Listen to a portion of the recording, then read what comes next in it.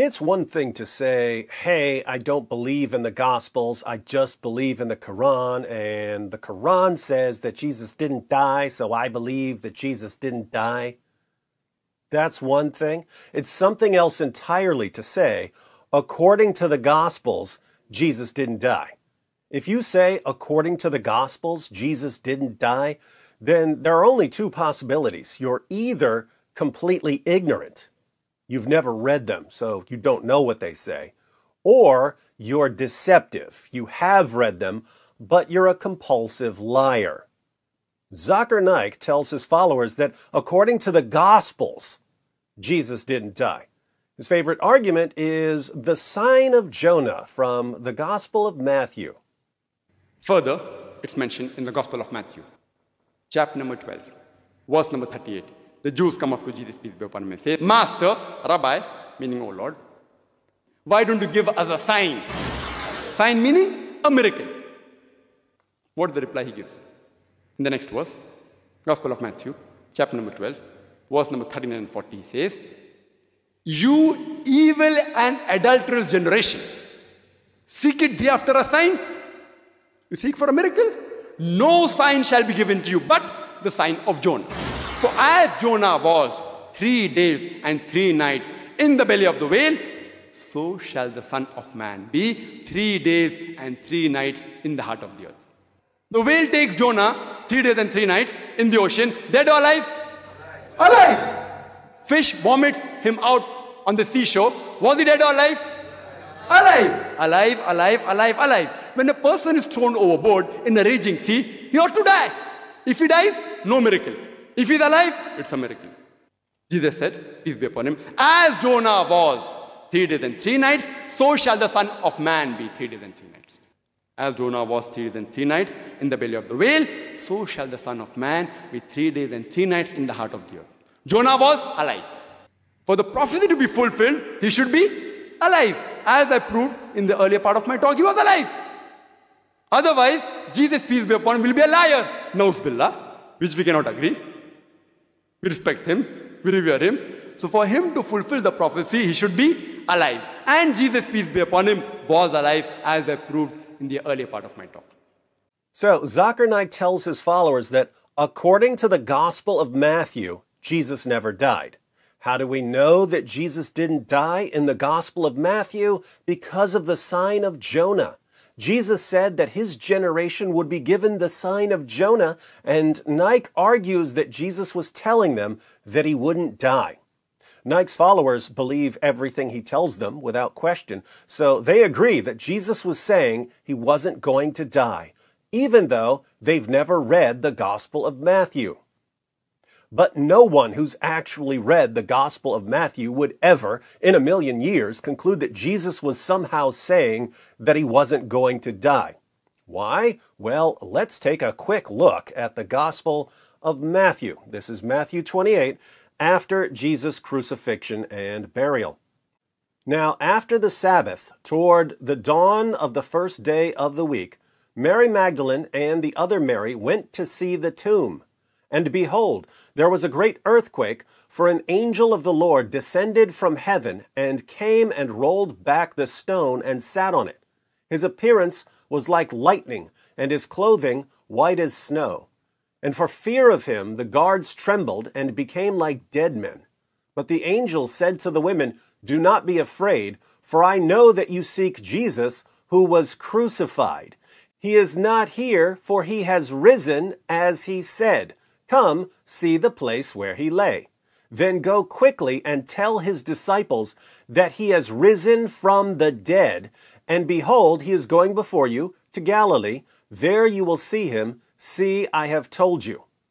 The angel says, He is not here, for he has risen, as he said. Go quickly and tell his disciples that he has risen from the dead. As always, hard to rise from the dead if you haven't been dead. So, an angel just called Zakir Naik a total liar. But notice what the angel says to the women. He is not here, for he has risen, as he said. According to the angel, who says that Jesus rose from the dead, Jesus also said that he would rise from the dead. The angel doesn't say, "Oh yes, Jesus told you he wouldn't die because the sign of Jonah." He says Jesus told them that he would rise from the dead. Muslims, who are you going to believe, Zakir Naik or an angel? So, where did Jesus say that he would rise from the dead?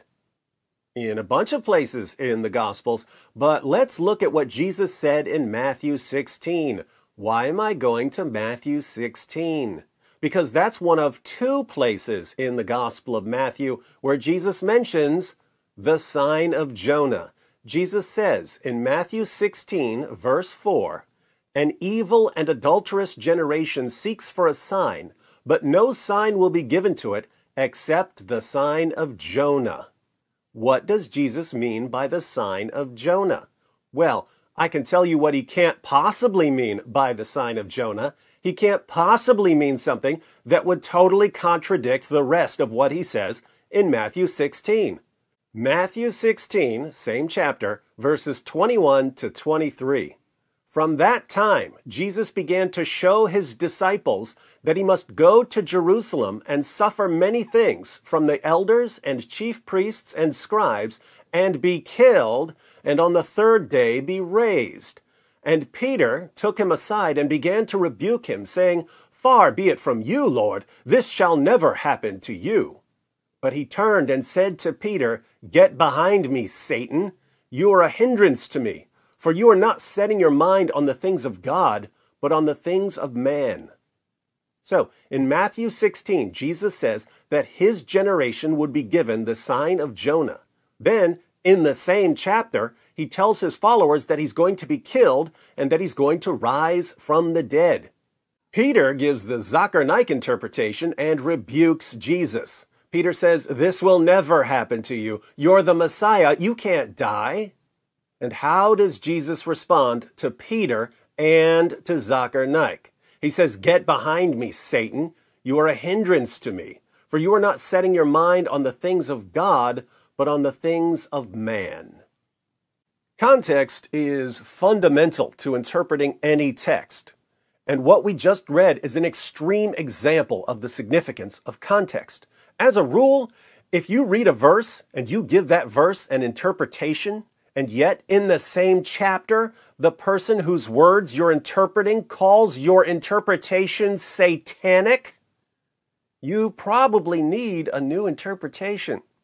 Now, if this were a speaker or an apologist for any other ideology in the world, and he were caught shamelessly twisting the words of Jesus and giving an interpretation that Jesus calls satanic and contradicting the clear claim of an angel, if this were a speaker or an apologist for any other ideology and he were caught doing this, he would be ridiculed into obscurity. He'd be shunned. He'd be humiliated. His own followers would say, "This guy is shamelessly lying to us and to everyone else. He can't represent us, or the entire world will think that we idolize liars." That's what would happen to a champion of any other ideology if he did this. But Zakir Naik knows his audience. He knows that his followers love it. I mean love it when he lies, especially when he lies about Jesus. Fortunately, as much damage as Zakir Naik has done to the minds of his followers, he's doing even more damage to his own religion, because he's given us an endless supply of ammunition to expose him. Shall we take a closer look at the sign of Jonah to see why it proves that Zakir Naik is a compulsive liar?